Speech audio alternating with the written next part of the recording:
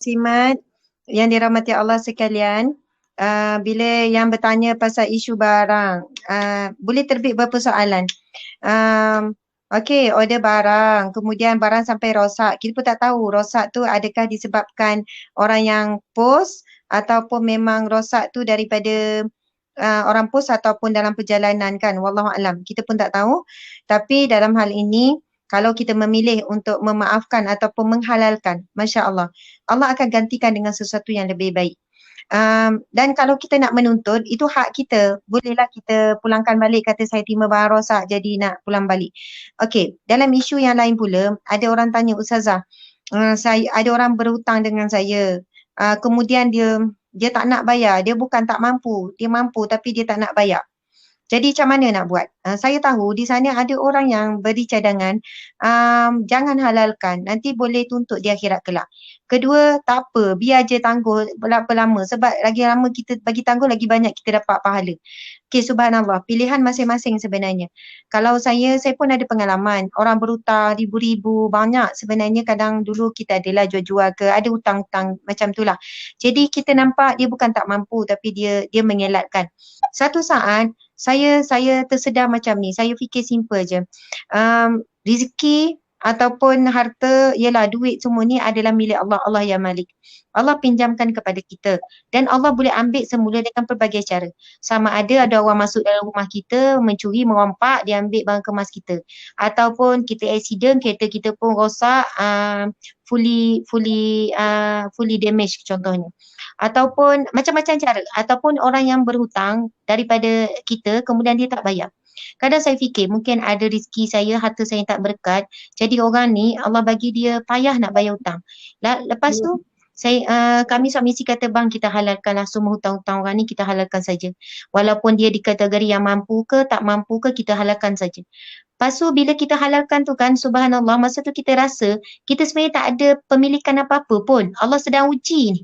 Allah sedang uji ni. Aku redha tak nak lepaskan benda yang dah terlepas pun. Maksudnya hutang, harta kita berada di tangan orang tu, harta kita dah terlepas pada dia, kan? Lepas tu, nak redha tak ni? Nak redha tak? Ataupun mengharap lagi. Kita kata lepaskanlah ya Allah, sesungguhnya daripada-Mu ya Allah, aku tidak ada apa-apa ya Allah. Bersyukur ya Allah subhanallah, maka aku redha ya Allah. Lepas tu lepaskan, Masya Allah. Lepas itu, selepas kita melepaskan hutang-hutang orang, kita boleh lihat hutang-hutang kita pun satu persatu dilepaskan oleh Allah Subhanahu Wa Taala. Rupanya kadang Allah nak test saja. Begitu juga, itu order barang rosak. Kita pergi kedai makan kan, dah lah kedai tu mahal contoh, kita pun order makanan. Ni masalah COD sekarang ni, ramai orang marah-marah ni. Nampak gambar sedap itu ni sampai teruk apa, maki hamun lah semua orang. Ya, bulan Ramadan saya tengok banyak maki hamun tentang makanan sebab orang yang berniaga tak jujur.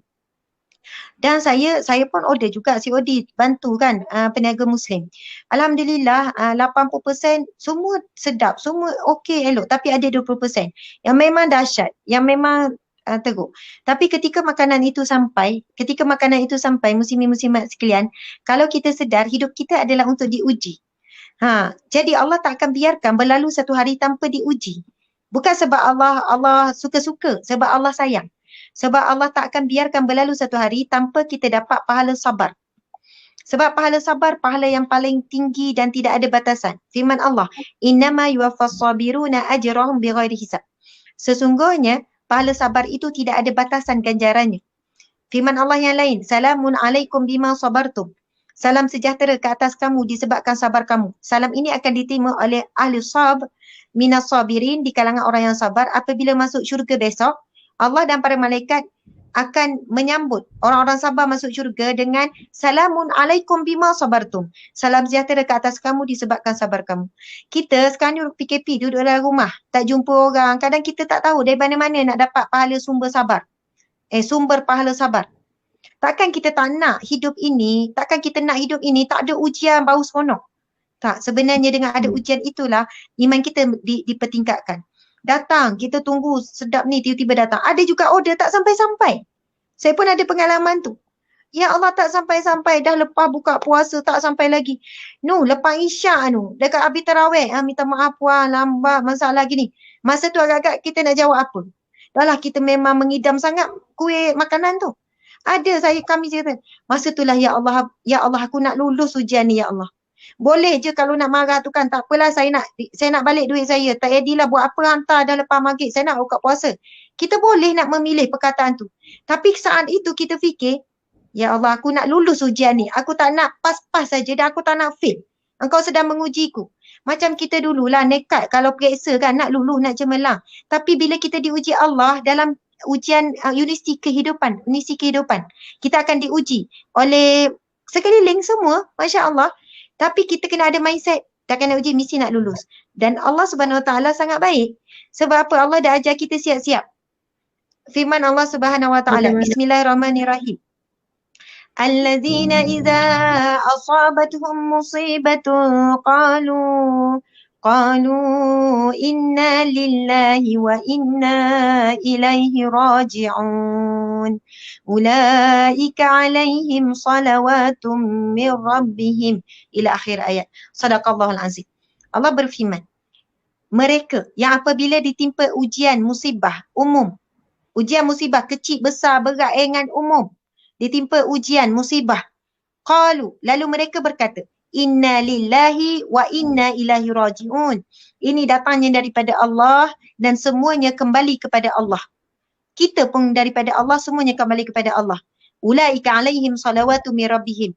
Mereka itulah yang mendapat salawat. Apa dia? Rahmat daripada Allah. Salawatun membawa masuk juga pertolongan daripada Allah.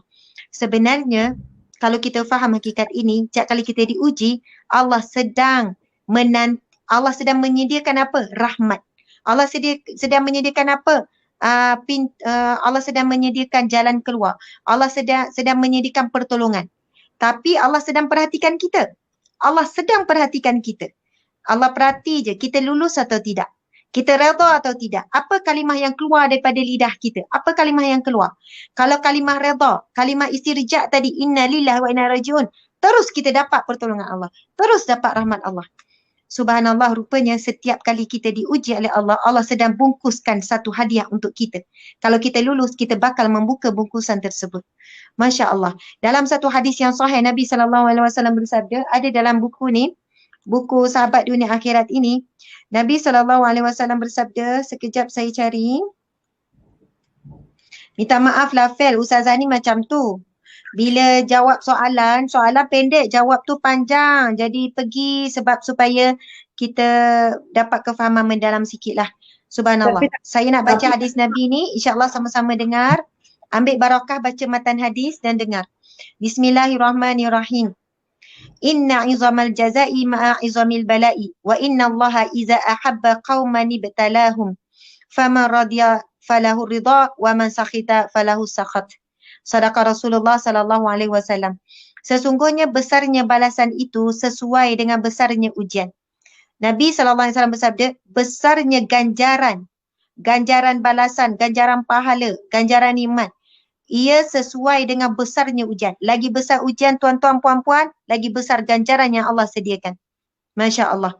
Dan sesungguhnya Allah Subhanahu Wa Taala jika mencintai sesuatu kaum, maka dia akan mengujinya. Jelas Nabi sebut, apabila Allah mencintai seseorang, dia akan menguji. Bukan berikan dia kemasyhuran, harta, kebahagiaan, kehebatan, sekian. Tapi tanda Allah sayang adalah Allah akan menguji. Sebab itu ujian adalah sentuhan kasih sayang Allah. Allah sentuh kita sikit. Kalau kita faham bahasa kasih sayang Allah, Allah beri kita jalan ujian. Daripada ujian, kita redha. Lalu kita dapat redha Allah. Kita baca hadis Nabi seterusnya. Barang siapa, maka dia akan mengujinya. Barang siapa yang redha akan ujian itu, maka baginya redha Allah. Dan barang siapa yang marah ataupun benci terhadap ujian tersebut, maka baginya kemurkaan Allah. Riwayat Tirmizi, hadis ini adalah hadis yang sahih. Daripada buku Sahabat Dunia Akhirat. Muslimin muslimat sekalian, saya sebut tadi contoh, kita di kedai makan dalam mahal, kita pun order makanan. Sampai pada makanan yang sampai masin. Agak-agak kita nak buat apa? Tindakan pertama, kita panggil pekerja kedai. Ni, minta maaf, cakap baik-baik, subhanallah. Minta maaf encik, makanan ni masin. Saya tak dapat makan. Mungkin tukang masak terlebih sikit.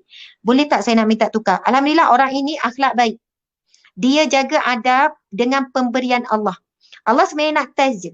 Tapi ramai mana yang, oi, main sini. Ni kenapa ni? Ada lori garam tumpah terbalik ke ni? Ada yang bila dapat makanan yang tak sedap tu, dia tak sedap, Allah sedang test dia. Melalui apa? Melalui pantaran tukang masak. Melalui pantaran makanan itu sampai kepada depan dia. Lalu dia makan. Kan Allah sebut tadi, allazina iza asabathum musibatun. Barang siapa yang ditimpa musibah lalu mengucap innalillah. Ya Allah, makanan ini datang daripada Allah. Walaupun masin ke apa ke datang daripada Allah. Maka aku harus memperlakukan dengan baik. Cakap elok-elok. Ada orang pula, dia makan je. Dia redha je. Tak apalah hari ni terlebih masin. Biasa sedap. Makanlah. Sebab menganggap itu adalah